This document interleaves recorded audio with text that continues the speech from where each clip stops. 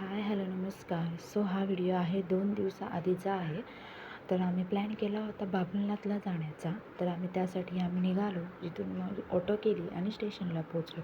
स्टेशनला पोहोचल्यानंतर आम्ही तिकीट वगैरे काढले आणि ट्रेन वगैरे खूप लेट होत्या, त्यामुळे आम्हाला थोडासा वेट करावा लागला.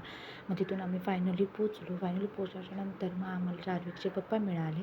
मग त्यांचं थोडंसं तिथे काम होतं. मग ते काम वगैरे आम्ही केलं आणि मग तिथून आम्ही कॅब बुक केली. कॅब बुक करून आम्ही मग डायरेक्ट बाबुलनाथला पोहोचलो. तिथून मग आम्ही डायरेक्ट लिफ्टने वरती गेलो. वरती गेल्यानंतर आम्ही नंतर मग मंदिरामध्ये पोहोचलो. मंदिरामध्ये पोहोचल्याच्यानंतर तिथे आम्ही थोड्या वेळासाठी लाईन लावली होती. मग ते मंदिरामध्ये पोहोचलो. मंदिर खूप छान असं मंदिर होतं. डेकोरेशन पण छान केलं होतं. मग त्यानंतर बाजूला असलेल्या मंदिरामध्ये पाया वगैरे पडलो. तिकडचा व्ह्यू खूप छान होता. थोडा वेळ तिथेच थांबलो.